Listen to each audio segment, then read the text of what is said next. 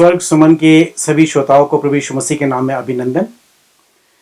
मित्रों, मैं आपका ध्यान एक घटना की तरफ ले जाना चाहूंगा। एक बार प्रभु यीशु मसीह के एक शिष्य ने उससे पूछा, स्वामी, अगर मेरा भाई मेरे प्रति अपराध करे तो मैं उसको कितनी बार क्षमा करूं? क्या 7 बार? प्रभु यीशु मसीह ने कहा नहीं, वरन 7 के 70 बार। वो शिष्य आश्चर्य में पड़ गया। तब प्रभु यीशु मसीह ने उसको एक घटना बताई। प्रभु यीशु मसीह ने उसको बताया, एक स्वामी था और उस स्वामी का एक नौकर और नौकर का एक मित्र था। 3 चरित्र यहां पर हैं। ये जो नौकर है अपने स्वामी से 1 लाख रुपए का कर्जदार था। एक समय आया जब स्वामी ने चाहा कि मुझको मेरे पैसे वापस कर दे। स्वामी ने उसे बुलाया और उसको पैसे मांगे, पर इस नौकर ने उससे कहा, स्वामी, मेरे पास देने के लिए कुछ भी नहीं है, समय आएगा मैं तुझे दे दूंगा। उस स्वामी ने उससे बोला, ठीक है, कोई बात नहीं, तेरे पास नहीं है, लेकिन मैं भी तुझको क्षमा करता हूं। इस प्रकार से उस स्वामी ने अपने उस नौकर को क्षमा कर दिया। यह नौकर बहुत खुशी से उस घर के बाहर निकला। बाय चांस ऐसा हुआ कि जैसे ही द्वार पर आया, इसको अपना एक मित्र मिला और ये नौकर अपने मित्र से 10,000 रुपए मांगता था। इस नौकर ने अपने मित्र से बोला, मित्र, मुझे मेरे 10,000 रुपए वापस दे दे। उसके मित्र ने इससे बोला, भाई, जब मेरे पास पैसे मिलेंगे मैं तुझको पूरा कर्ज वापस दे दूंगा। परंतु इसने उसको क्षमा करना नहीं चाहा, बल्कि इसने उसका गला घोटा, इसने उसे मार पिटाई करी और यहां तक कि इसने उसको जेल में डाल दिया, क्योंकि यह नौकर अपने मित्र से 10,000 रुपए मांगता था। जब ये सब घटना चल रही थी तो अन्य लोग इस घटना को देख रहे थे। उस घटना को देख करके साथी लोग बहुत उदास हुए और उन्होंने आपस में बातचीत करी कि देखो, ये कैसा व्यक्ति है। अपने स्वामी से तो इसने 1 लाख रुपए के कर्ज के लिए निवेदन किया, स्वामी ने इसके 1 लाख रुपए कर्जा माफ कर दिया, परंतु ये अपने मित्र को 10,000 रुपए भी नहीं माफ कर सका। प्रियो, घटना ये बताती है, कभी कभी हम जीवन में अपेक्षा करते हैं कि कोई हमें क्षमा कर दे। हमें किस प्रकार से हमने अगर किसी के प्रति कोई गलती करी है तो हमें हमारे अपराध क्षमा हो जाएं, परंतु हम क्षमा की अपेक्षा तो करते हैं, हम चाहते हैं कि कोई हमारा कर्जा माफ कर दे, पर जब हम किसी का कर्जा जो हम किसी से मांगते हैं, हम उसका छोटा कर्जा माफ नहीं कर सकते।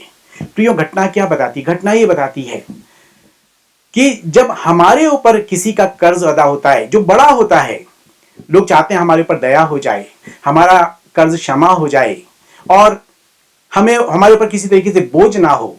परंतु जब साथियों की बात आती है, हम उनके प्रति क्रूर हो जाते हैं, हम उनके प्रति निर्दयी हो जाते हैं, जबकि ये अपने साथी से छोटा कर्जा मांगता था, परंतु इसने क्या किया, उसको क्षमा करना नहीं चाहा। प्रभु यीशु मसीह क्या बताना चाहते हैं मित्रों? प्रभु यीशु मसीह बताना चाहते हैं, अगर हमें किसी को क्षमा करना है तो पूरे दिल से क्षमा करना है। जब किसी ने हमारे अपराध क्षमा किए हैं तो हमको भी क्षमा करना आना चाहिए। हम क्षमा की अपेक्षा तो करते हैं, जो अच्छी बात है, और हमें क्षमा मिल भी जाती है, परंतु हम कभी किसी को क्षमा नहीं कर पाते। ये पहली घटना है। दूसरा, इसका हम शिक्षा जो लेते हैं वो है, कभी कभी हम किसी को क्षमा तो कर देते हैं पर हम उस घटना को भूल नहीं पाते हैं। समय आता है हम उसको याद दिलाते हैं। देख, स्वामी ने तो अपने नौकर का कर्जा भी माफ कर दिया और भूल भी गया, परंतु यह व्यक्ति कर्जा तो भूला नहीं, उसने उसके साथ क्रूरता करी।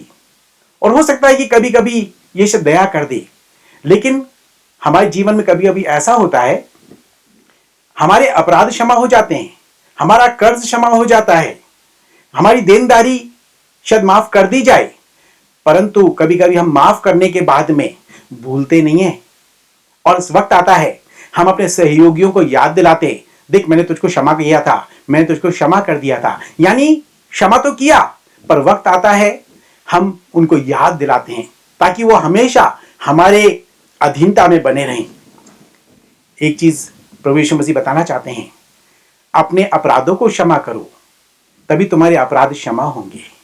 प्रियो, परमेश्वर ने अपने पुत्र के माध्यम से हमारे अपराधों को क्षमा करने के लिए योजनाएं बनाई। उसने जब हमको अपना पुत्र और पुत्री बनाया तो उसने हमारे पुराने जीवन को नहीं याद किया, परंतु उसने हमें एक नया जीवन देकर के एक नया प्राणी बनाया।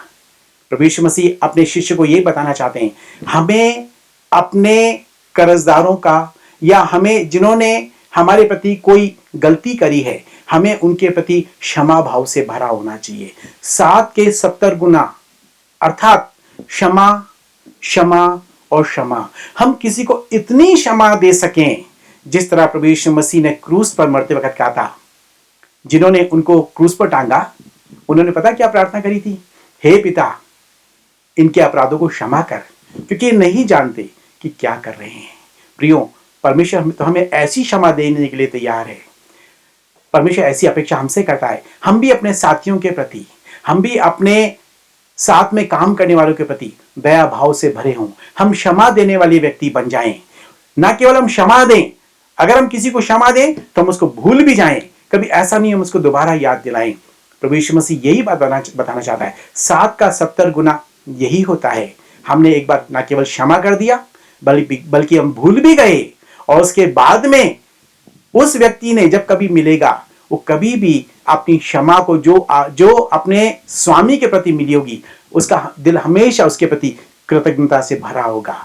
परमेश्वर मेरे को आपको प्रियो ऐसी क्षमा देता है। परमेश्वर करे कि मेरे आपके जीवन में ना केवल परमेश्वर की ये क्षमा हम अपने जीवन में रखें, बल्कि हम भी दूसरों के अपराधों को क्षमा करने वाले बने।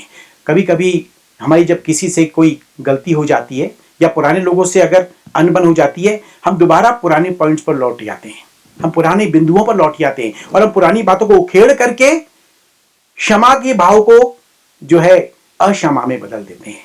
परमेश्वर करे मैं और आप संपूर्ण मन से, पूरे हृदय से एक नई सृष्टि की तरह अपने कर्जदारों को माफ करने वाले बने। जिन्होंने हमारे प्रति कोई गलती करी है, हम उनको माफ करने वाले बने और हम उसको भूल जाएं, ताकि हम परमेश्वर के प्रति 7 के 70 गुना आशीष के भागीदार बन जाएं। परमेश्वर हम सबको आशीष दे। परमेश्वर इस दृष्टांत को हमारे जीवन के लिए एक आशीष का कारण ठहराए। आइए हम लोग प्रार्थना करेंगे। प्रिय पिता परमेश्वर, हम आपके आभारी हैं क्योंकि आपने हमें अपने जीवन से, प्रभु अपने चरित्र से आपने हमें क्षमा करना सिखाया है। प्रभु प्रार्थना करना चाहते हैं हमें भी प्रभु क्षमा का भाव देना, ताकि अगर किसी ने हमारे प्रति कोई गलती करी है, किसी ने हमारे प्रति कोई ऐसी बात करी है जिसको हम कभी भूल नहीं पा रहे हैं, या हमारे दिलों में कोई बोझ है पिता, हम पूरे हृदय से उनको क्षमा करें और हम उनकी गलतियों को भूल भी जाएं परमेश्वर, क्योंकि आपने भी हमारे अपराधों को क्षमा किया है। हम प्रभु आपके धन्यवादी हैं, हम आपके ऋणी हैं। अपने श्रोताओं के लिए हम आपके नाम को धन्यवाद देते हैं। सबको आशीष दें, आपके नाम से मांगते हैं, आमीन। अब हमारे परमेश्वर पिता का प्रेम, उसके पुत्र उद्धारकर्ता प्रभु यीशु मसीह का अनुग्रह, पवित्र आत्मा की संगति और सहभागिता हम में से प्रत्येक के साथ में अब से लेकर के हमेशा तक होती रहे, आमीन। धन्यवाद।